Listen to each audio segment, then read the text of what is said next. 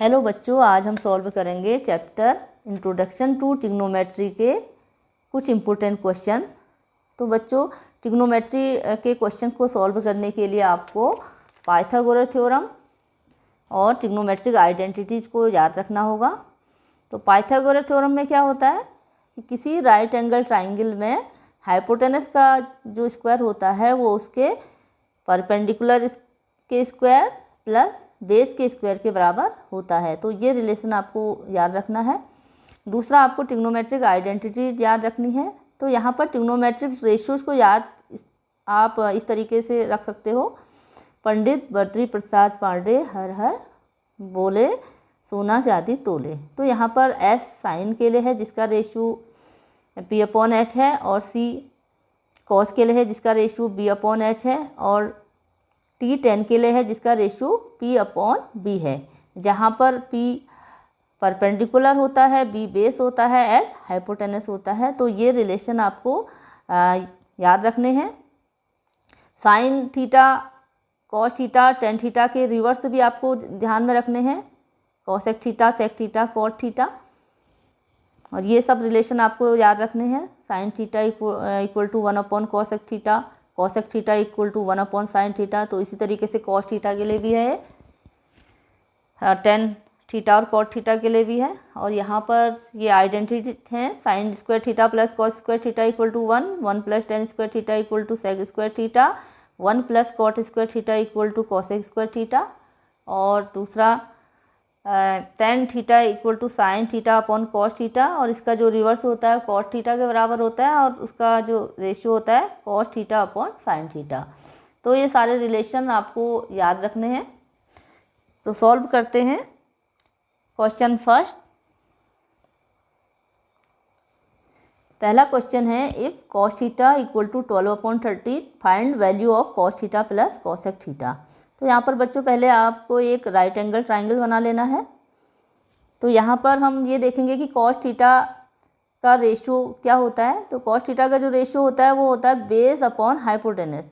ठीक है, तो बेस की जगह पर यहाँ पर 12 लिख दिया, हाइपोटेनस की जगह पर यहाँ पर 13 लिख दिया है। अब जो ये अननोन वैल्यू है ए बी, इसको फाइंड कर लेंगे पाइथागोरस थ्योरम लगा के। ठीक है, तो पाइथागोरस थ्योरम में क्या होता है, हाइपोटेनस का स्क्वायर इन दोनों के स्क्वायर के सम के बराबर होगा, बेस और परपेंडिकुलर के। तो यहाँ पर बच्चों आपको ये ध्यान में रखना है कि जब भी आप हाइपोटेनस को यहाँ पर लिखोगे वो 90 के अपोजिट वाली साइड में आप लिखोगे। ठीक है, यहाँ पर ये एंगल 90 का बन रहा है तो इसके अपोजिट साइड वाली जो होगी वो हाइपोटेनस होगी। तो 13 square equal to A B square plus 12 square, ये आ गया। यहाँ पर 13 का स्क्वायर 169 आ गया है, और ए बी स्क्वायर प्लस 144 हो गया है। यहाँ पर 144 को इधर ले आएंगे तो ये आ जाएगा 169 minus 144 equal to A B square. तो सब्ट्रैक्ट कर लिया, 25 आ गया है ए बी स्क्वायर।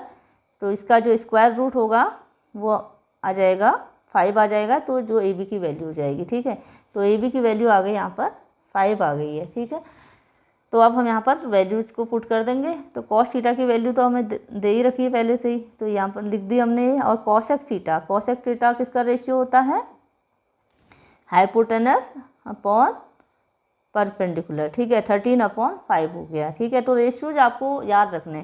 13 अपॉन 5 हमने लिख दिया, यहाँ पर फ्रैक्शन का सम हो गया है। तो हम इसका एलसीएम ले लेंगे, 13 मल्टीप्लाई 5 हो जाएगा। इससे इसको मल्टीप्लाई कर देते हैं, इससे इसको मल्टीप्लाई कर देते हैं, तो ये हो जाएगा 60 प्लस 169 अपॉन 65। तो ये ऐड हो गया तो 229 अपॉन 65। तो ये हमारा जो है आंसर कंप्लीट हो गया वाला। नेक्स्ट क्वेश्चन है if tan theta equal to 1 upon root 5 find value of cosec square theta minus sec square theta upon cosec square theta plus sec square theta. तो यहाँ पर भी हम एक राइट एंगल ट्राइंगल बना लेते हैं। ये राइट एंगल ट्राइंगल बना लिया। तो यहाँ पर जो टेन थीटा का जो रेशियो होता है वो होता है परपेंडिकुलर अपॉन बेस। ठीक है, परपेंडिकुलर की जगह पर 1 लिख लिया है और बेस की जगह पर रूट 5 लिख लिया है यहाँ पर। तो अब यहाँ पर जो अननोन साइड है वो ए सी है। ठीक है, ट्राइंगल की, तो ए सी हम फाइंड कर लेंगे पाइथागोरस थ्योरम लगा के। तो ए सी 90 के ठीक सामने जो हाइपोटेनस हो गई, ए सी का स्क्वायर 1 का स्क्वायर प्लस रूट 5 का स्क्वायर आ गया। तो ए सी स्क्वायर हो जाएगा, 1 का स्क्वायर तो 1 ही रहेगा, √5 का जब स्क्वायर करेंगे तो रूट का साइन हट जाएगा, ठीक है। तो ये 5 आ गया, तो ये जुड़ गया, यहाँ पर 6 आ गया, तो ये ए सी का स्क्वायर है 6, तो ए सी इसका स्क्वायर रूट हो जाएगा, ए सी आ गया √6 आ गया, ठीक है।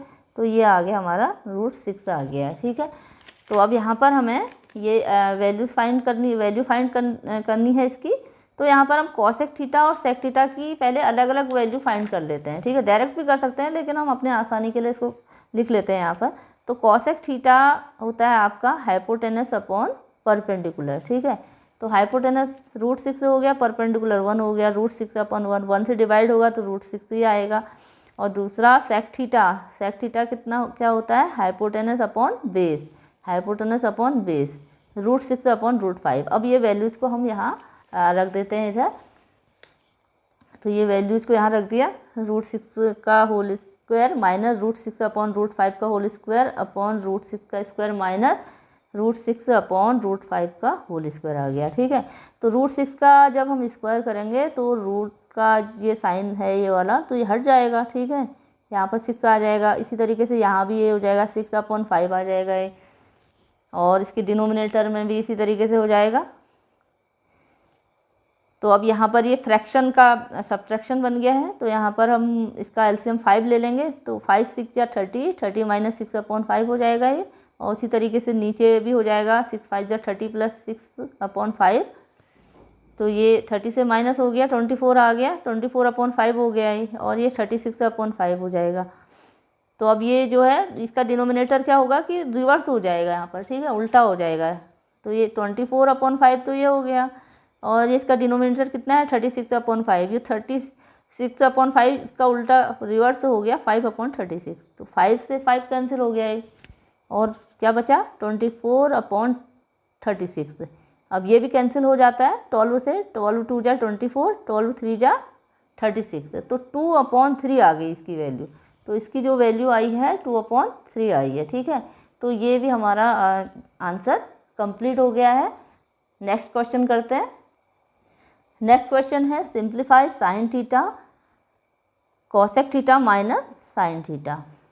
तो यहाँ पर हम पहले क्या करेंगे, इस ब्रैकेट को ओपन करेंगे, ठीक है। ब्रैकेट को ओपन करने में क्या करना होगा कि साइन थीटा से इन दोनों को मल्टीप्लाई करना होगा, ये इसके बाहर है, ठीक है, तो इससे मल्टीप्लाई करना होगा दोनों को। तो यहाँ पर मल्टीप्लाई कर दिया हमने, sine theta multiply cosec theta minus sine theta multiply sine theta, ठीक है। तो ये साइन थीटा हो गया यहाँ पर। अब जो कॉसेक थीटा है वो साइन थीटा का रिवर्स होता है, यानी कि 1 अपॉन साइन थीटा होता है, ठीक है। कॉसेक थीटा होता है 1 अपॉन साइन थीटा के बराबर। तो ये साइन थीटा से साइन थीटा कैंसिल हो जाएगा, और यहाँ पर साइन थीटा से साइन थीटा मल्टीप्लाई होगा तो हो जाएगा साइन स्क्वायर थीटा हो जाएगा, ठीक है।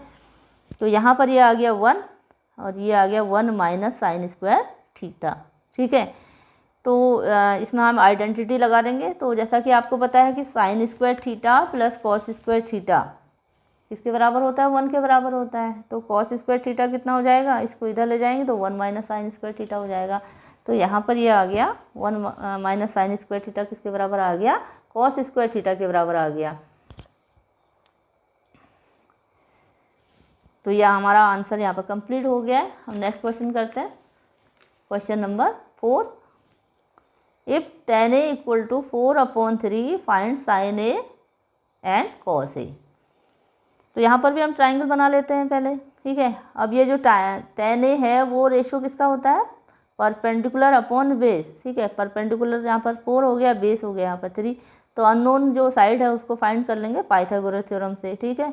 तो ये हाइपोटेनस हो गया, तो हाइपोटेनस का जो स्क्वायर है AC स्क्वायर हो जाएगा 4 स्क्वायर प्लस 3 स्क्वायर, ठीक है। 4 का स्क्वायर 16, 3 का स्क्वायर 9, तो दोनों ऐड हो गए 25। तो AC का स्क्वायर 25 है, तो AC आ जाएगा यहाँ पर √5 का स्क्वायर, √25 का स्क्वायर रूट निकाल लेंगे तो ये हो जाएगा 5, ठीक है। तो अब हम साइन A की वैल्यू फाइंड कर लेते हैं। साइन A किसका रेशियो होता है, परपेंडिकुलर अपॉन हाइपोटेनस, ठीक है। तो हाइपोटेनस को यहाँ पर लिख लेते हैं, 5 आई थी हमारी हाइपोटेनस। तो साइन A हो जाएगा, साइन A हो जाएगा 4/5 हो गया ये, और कॉस A होता है बेस अपॉन हाइपोटेनस 3/5 हो गया। तो क्वेश्चन 4 हमारा कंप्लीट हो गया। नेक्स्ट क्वेश्चन करते हैं, question 5। In triangle A B C if A B equal to 6√3 centimetre, B C equal to 6 centimetre and angle B equal to 90 degree, find A C. तो यहाँ पर बच्चों हमें एक ट्राइंगल दिया हुआ है ए बी सी और जिसका जो एंगल बी है वो 90 डिग्री का है, ठीक है। तो इस ट्राइंगल को बना लेते हैं हम, ये बना लिया हमने। तो यहाँ पर एंगल बी जो है आपको 90 दे रखा है, तो यहाँ पर बी लिख दिया है।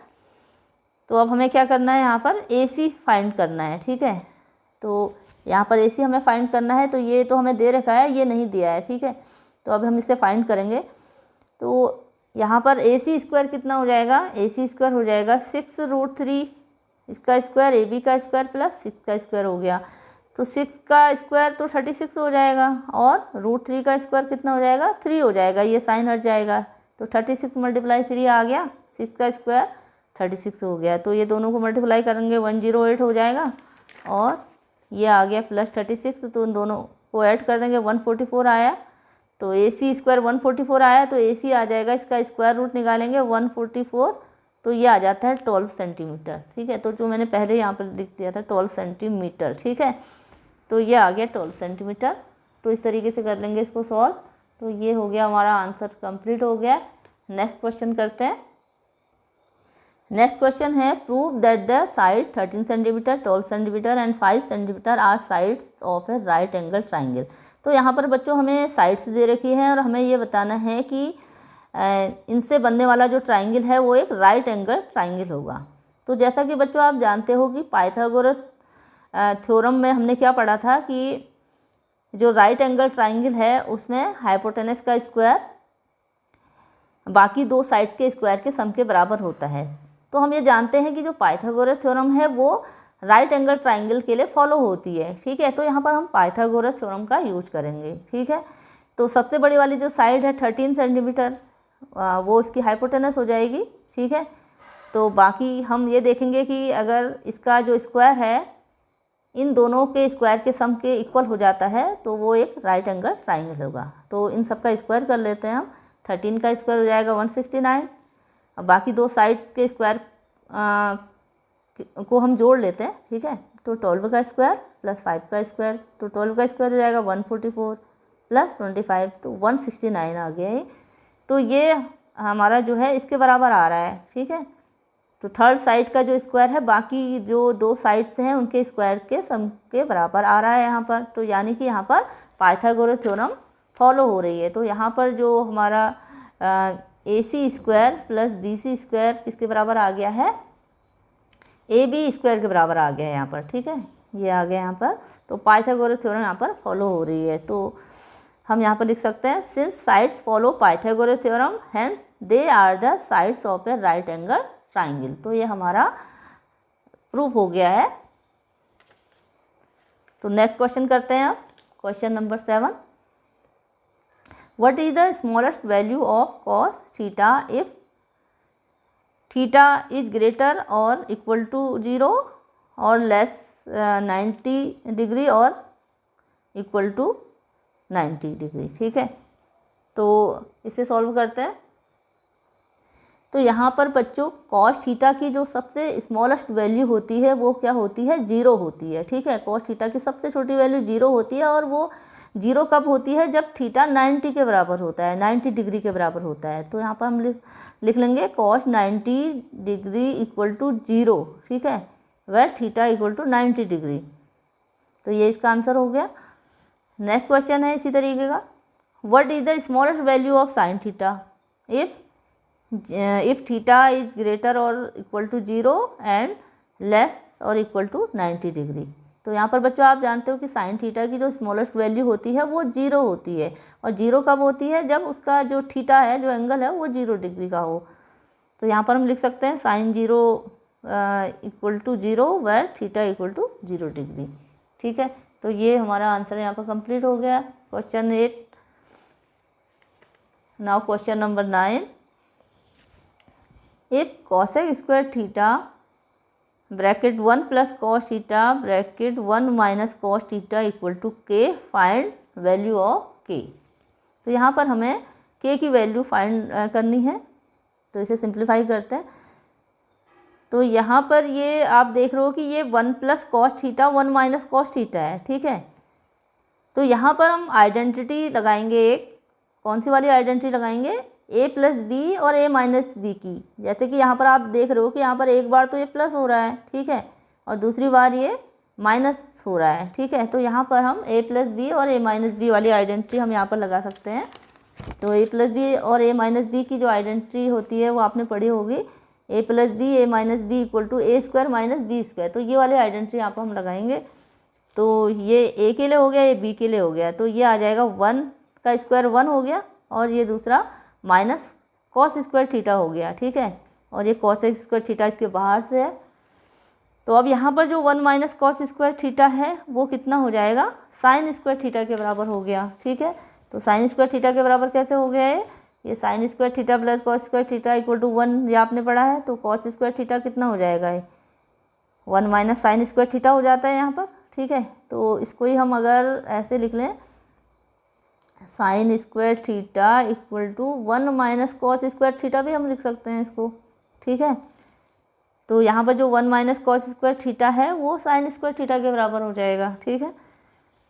तो ये आ गया यहाँ पर। अब जो ये साइन थीटा है वो उसको हम कॉसेक में कैसे लिख सकते हैं, जैसा कि आप जानते हो कि जो साइन थीटा है वो होता है 1 अपॉन कॉसेक थीटा का रिवर्स, ठीक है, 1 अपॉन कॉसेक थीटा होता है। तो यहाँ पर हमने साइन थीटा की जगह पर 1 अपॉन कॉसेक थीटा लिखेंगे। अब यहाँ पर ये स्क्वायर भी है, ठीक है, तो स्क्वायर कर लेंगे इसको, ठीक है, ये स्क्वायर हो जाएगा तो ये भी स्क्वायर हो जाएगा आपका, ठीक है। तो ऐसे हमने यहाँ पर लिख लिया है। तो कॉसेक स्क्वायर थीटा से कॉसेक स्क्वायर थीटा कैंसिल हो गया, और ये आ गया यहाँ पर 1 आ जाएगा, ठीक है, ये कैंसिल हो गया यहाँ पर, और ये आ गया 1। तो ये हमारा आंसर कंप्लीट हो गया है। नेक्स्ट इम्पोर्टेंट क्वेश्चन है, prove that 2 10 30 plus 1 plus 10 square 30। Sorry, इसको मैं फिर से बोल देती हूँ, 2 10 30 upon 1 plus 10 square 30 equal to sine 60। तो यहाँ पर हमें ये प्रूव करना है। तो यहाँ हम क्या करेंगे, 30 की वैल्यू हम लिख देते हैं यहाँ पर। तो 10 30 की वैल्यू कितनी होती है, 1 अपॉन रूट 3 होती है। तो ये वैल्यू यहाँ पर पुट कर दी। तो इसी तरीके से इसके डिनोमिनेटर में भी पुट कर देते हैं, 1 अपॉन रूट 3 का स्क्वायर आ जाएगा यहाँ पर। तो ये हो जाएगा 2 अपॉन रूट 3 हो जाएगा, और ये आ गया 1, और 1 अपॉन रूट 3 हम इसको कैसे लिखेंगे, 1 रूट 3 का जब स्क्वायर हो जाएगा 3 आ जाएगा ये, ठीक है। तो ऊपर तो यही रहेगा, ये यहाँ फ्रैक्शन का हो गया एडिशन। तो 3 1 जा 3, 3 में 1 ऐड करा तो 4 अपॉन 3 आ जाएगा ये, 2 अपॉन रूट 3। अब ये जो है डिनोमिनेटर इसका रिवर्स उल्टा हो जाएगा, ये 3 अपॉन 4 कर लिया यहाँ पर। तो 2 से तो कैंसिल हो गया है 2 टाइम। अब यहाँ पर हमारा आ गया 3 अपॉन रूट 3 और 2 बच रहा है यहाँ पर, ठीक है। तो अब हम इसको कैसे लिखेंगे, तो ये 3 है, इसको हम रूट 3 मल्टीप्लाई रूट 3 लिख सकते हैं। इन दोनों के मल्टीप्लाई के बाद तो यही आएगा, तो इसलिए हमने इसको अलग अलग ऐसे लिख लिया है, ठीक है।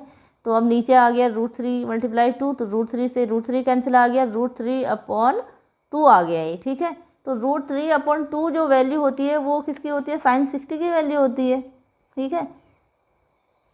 तो यही हमें प्रूफ करना था, ठीक है। तो यहाँ पर हम लिख देंगे हैंस प्रूफ, लिख देते हैं यहाँ पर हैंस प्रूफ्ड।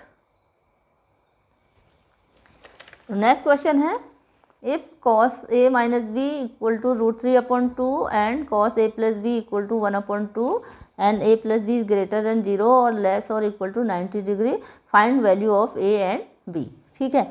तो इसे सॉल्व करते हैं यहाँ पर।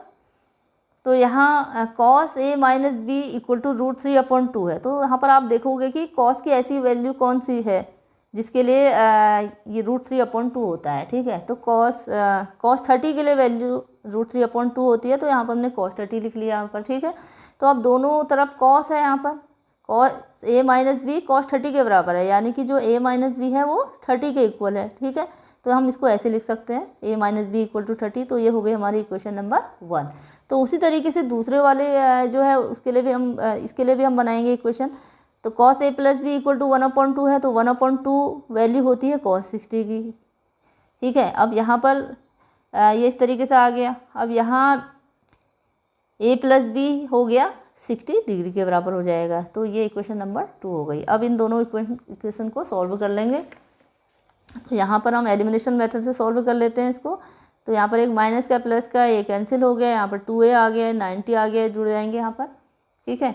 तो 2a हो गया 90, तो a हो जाएगा इसका हाफ हो जाएगा, तो a आ गया 45 डिग्री। ठीक है, तो ये वैल्यू को हम रख देते हैं इक्वेशन नंबर 1 में रख देते हैं, आप चाहे तो 2 में भी रख सकते हो।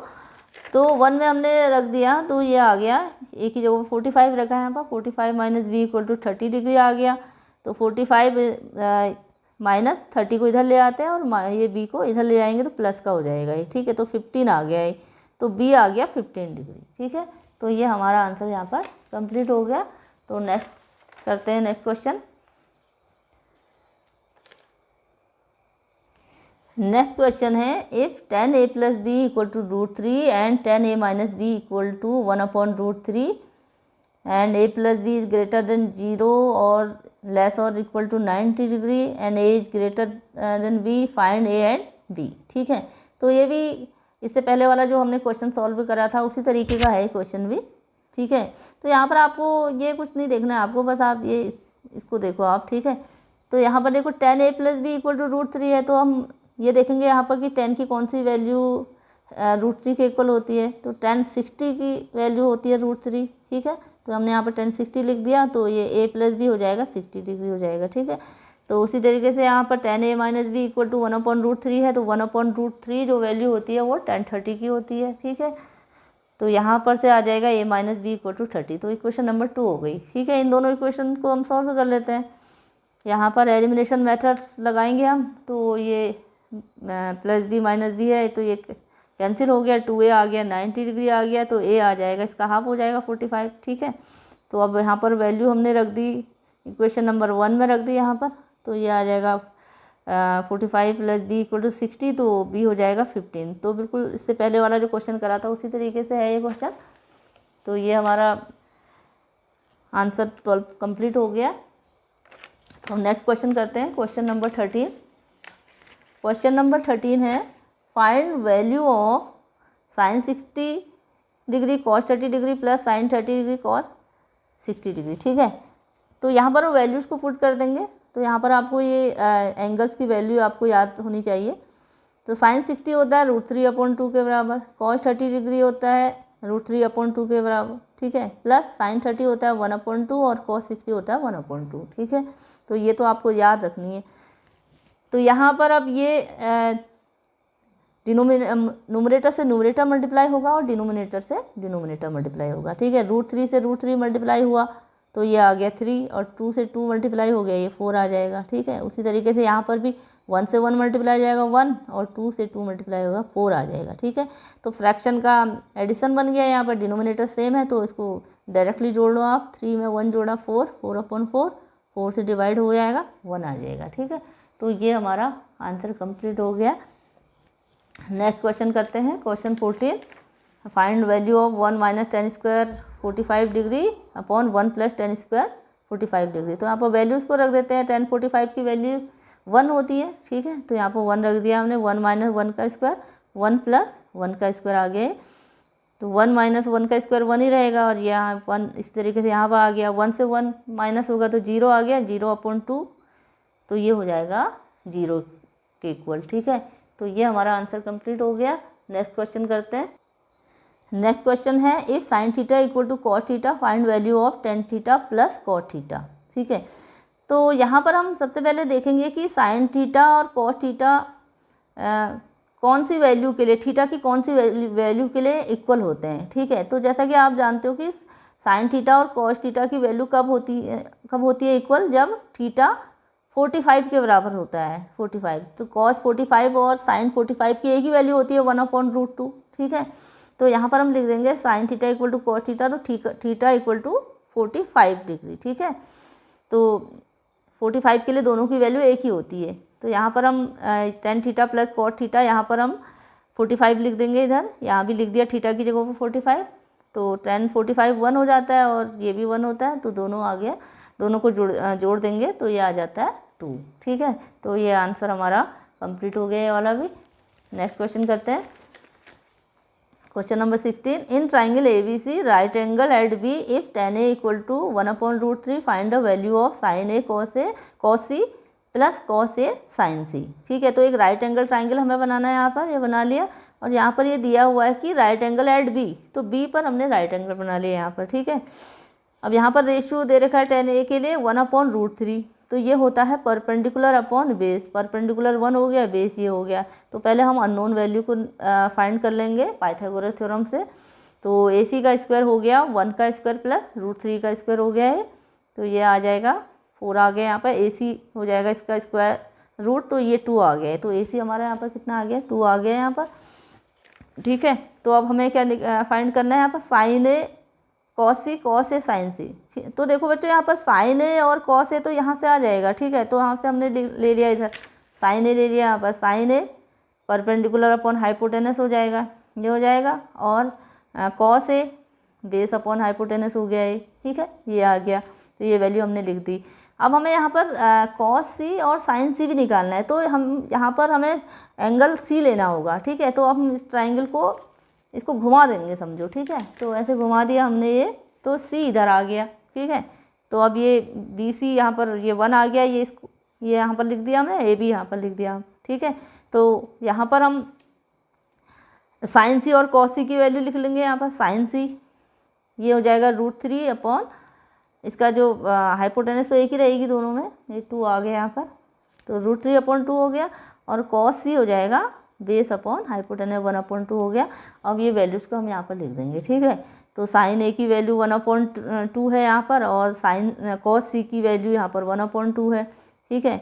कॉस ए की वैल्यू जो है √3/2 है, और साइन सी की वैल्यू √3/2 है। तो दोनों वैल्यू हमने यहाँ पर लिख दी।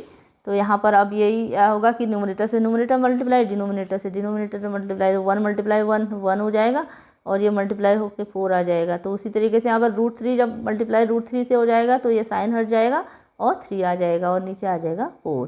तो यहाँ पर इसके डिनोमिनेटर एक जैसे हो गए हैं, तो डायरेक्टली जुड़ जाएगा 3 + 1 4, 4/4, तो 1 आ गया, ठीक है। तो यहाँ पर हमने इसको ऐड कर लिया है, यहाँ 3 + 1 4 आ गया है, 4/4, तो ये 1 आ गया है। तो ये हमारा आंसर कंप्लीट हो गया। तो नेक्स्ट क्वेश्चन है बच्चों, if cot theta = 7/8 find the value of 1 + sin theta, 1 - sin theta, 1 + cos theta, 1 - cos theta, ठीक है। तो यहाँ पर हम ट्राइंगल को बनाने से पहले, जैसा कि हम पहले भी हम बनाते आए हैं, ट्राइंगल बनाते हैं राइट एंगल ट्राइंगल, उसके बाद फाइंड करते हैं वैल्यू। तो पहले हम इसको पहले थोड़ा सिंप्लीफाई कर लेते हैं, ठीक है। तो हम इसको सिंप्लीफाई कर लेते हैं यहाँ पर।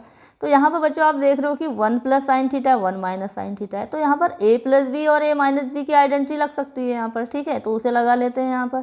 तो a 1 हो जाएगा, b sin थीटा हो जाएगा। तो a² हो गया 1, b² हो गया sin² थीटा, तो ऐसे हो जाएगा।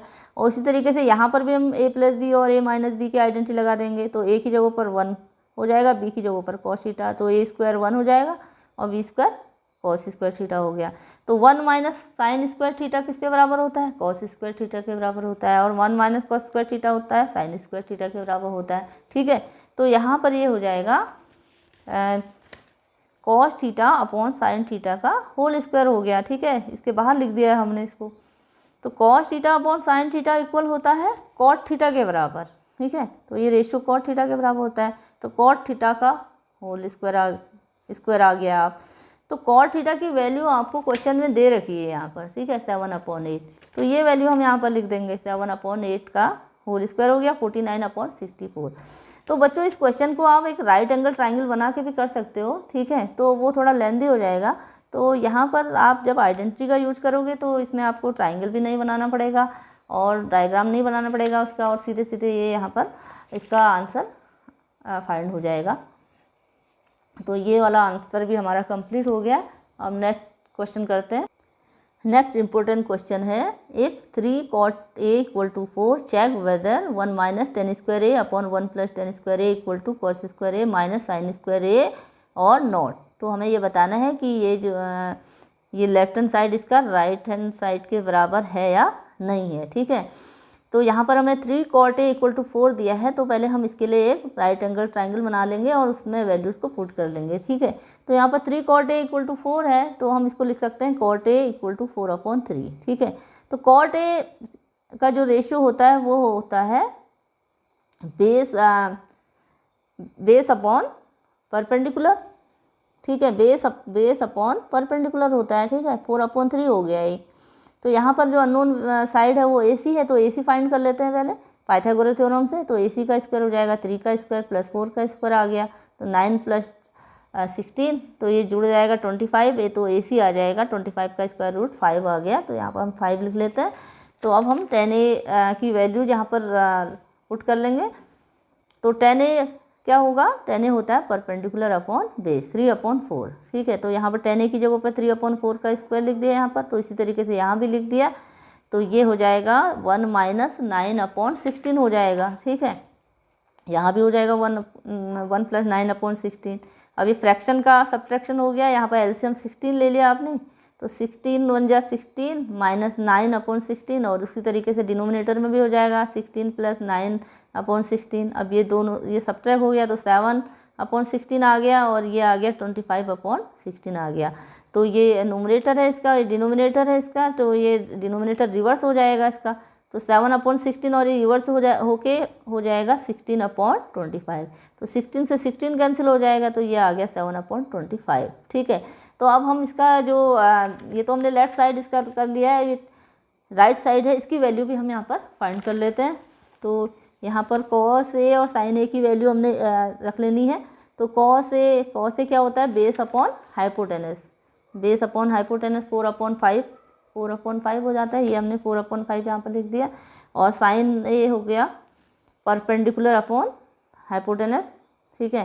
तो 3/5 स्क्वायर हो गया इसलिए, तो ये इसका स्क्वायर हो जाएगा 16/25, और ये इसका स्क्वायर हो जाएगा 9/25।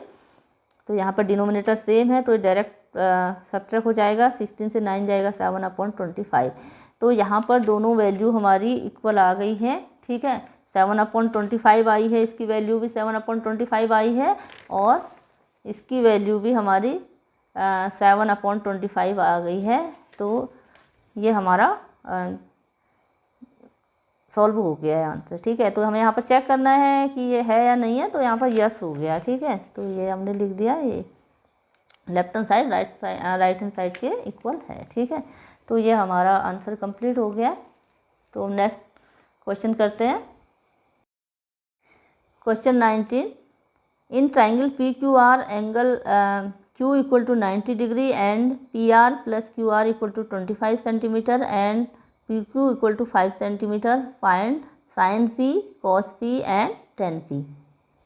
तो यहाँ पर हमें एक ट्राइंगल दिया हुआ है, ठीक है, जिसका जो एंगल Q है वो 90 डिग्री है,